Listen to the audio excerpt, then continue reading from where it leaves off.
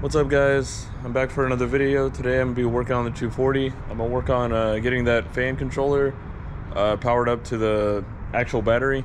So I already got the wire already ran through the car. I just got to work on soldering the wires together. I already have it ready and prepped at the moment. I'm just pretty much working on heating up the soldering iron because I don't have any plugs in there. Luckily my truck has one, so I'm just waiting for that to heat up, and then I'm gonna start soldering down, making sure this is solid. So let's go from there. What's up? So I just got done with the wiring. Pretty much I got it tucked back there, goes wraps around there, and then to the back of the car. I did get a new junction box. I do have to get an eyelid for this one because I don't have one that size for that wire, so I do have to get that. I just rigged that up because I had an emergency a while back, and probably in another video, but yeah, I have all this wired up. What I'm gonna do now is first I'm gonna test it, and then I'm gonna turn it on, get it to operating temperature, and then I'm gonna set the temperature. That way I don't gotta worry about it anymore. I can throw the plate on and just forget about it. So I'm working on right now. I guess let's wire up all the power lines so I could get this started, so I could start adjusting this fan controller. Alright, so I got the engine running right now. It's idling really smooth actually. I'm just waiting to get it up to temperature, that way I can start setting that fan controller. So it's about, what is that, wait for it to get up to probably around 180 maybe, and then start messing with the fan controller to see where I want to get it. It's probably going to be a minute because with that thermostat it actually does its job pretty well, so we'll see how long I'll be here for it to heat up. But after it reaches like probably 150, I'll probably start revving it up a little bit just so I could get the temperature up a little bit quicker. So right now just idling.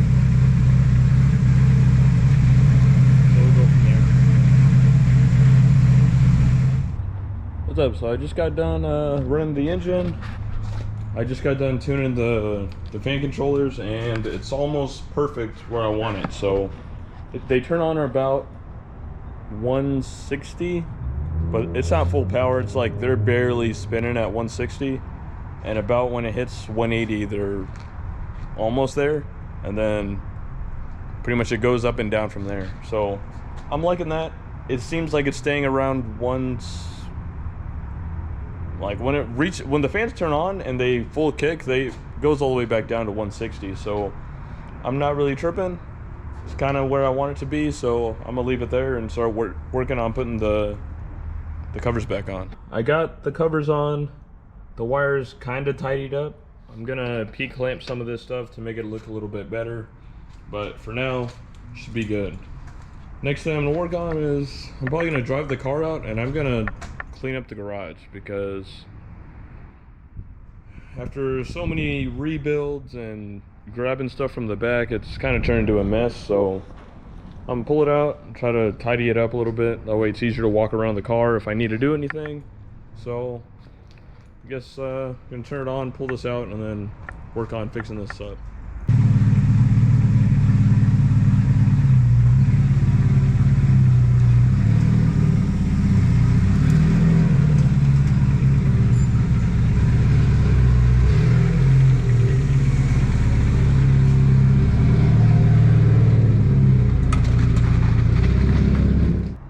Alright, now that I got the car out, you can see how much of a mess all this is. A lot of this stuff I probably don't even need anymore. I got this because my neighbor over here is building a race truck and dropped the transmission, and all the fluid came over here, so gotta sweep that up. Got an extra dash, a whole bunch of extra stuff. My kit that I still haven't put on, I've had this for probably like three, I want to say 4 years. Never put it on the car. It's still in the bags, brand new, straight from Japan. And now I'm thinking about selling it and getting another kit, because now I want something a little bit more aggressive.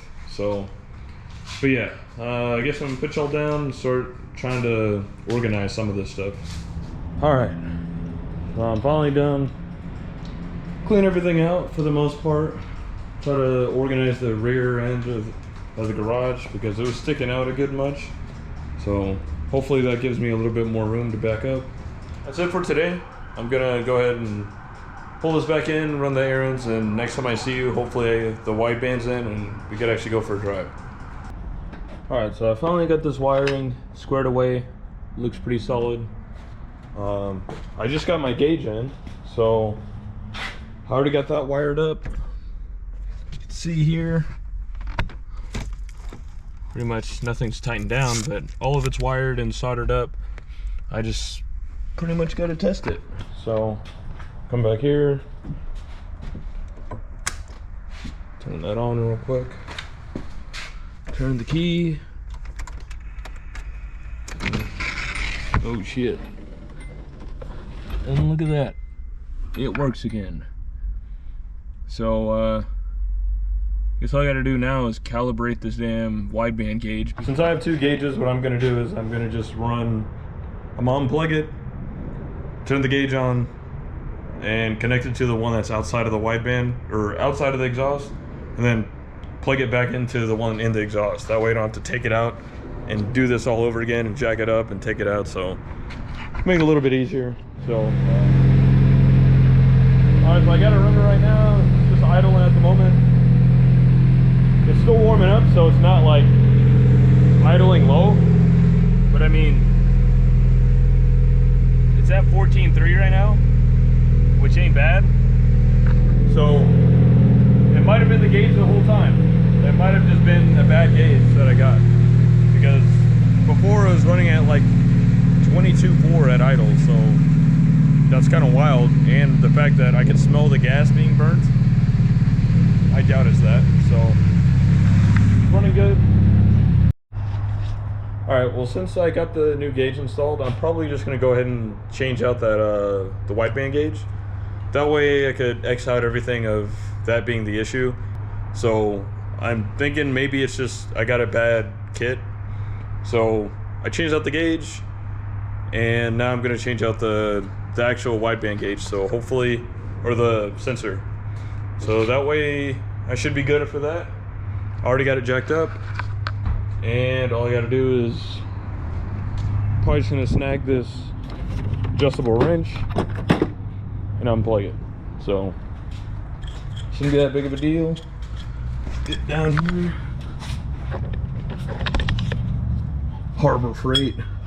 No, I'm just kidding. It's AutoZone, so it's probably not much better, but fuck it.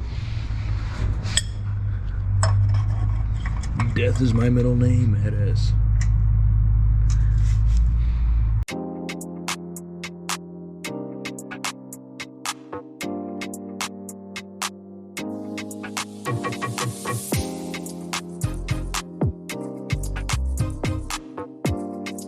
Now, I'm gonna go ahead and calibrate the new one. So, pretty much what you have to do, this is the new one right here. I'll go ahead and turn the battery on. There we go. What the hell? I fucking did something. Well, I gotta fix those other two gauges after putting everything back together, so fuck. I don't know what the fuck I did there, but we'll figure it out, I guess. That's been 30 seconds. I'll shut that off. Fuck. Come over here. And if you see, that's right here. That's for the wideband. So I'm gonna go ahead and grab that. This is gonna be the easiest thing with one hand.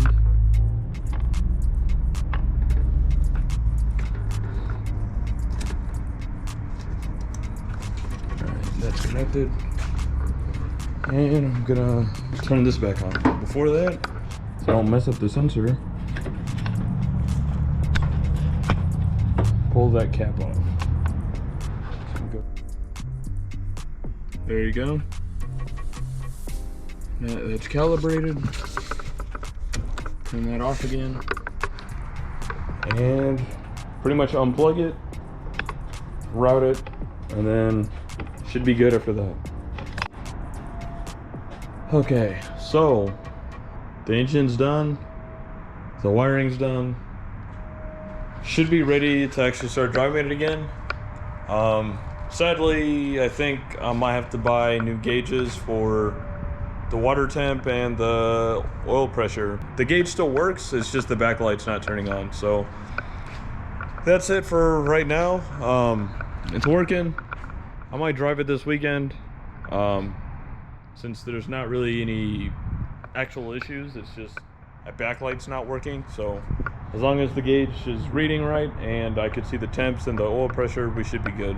So I'm gonna, I guess, call it, and I'll probably be back this weekend to drive it and to look around at that gauge to see if I could figure out the problem with it. So see you then.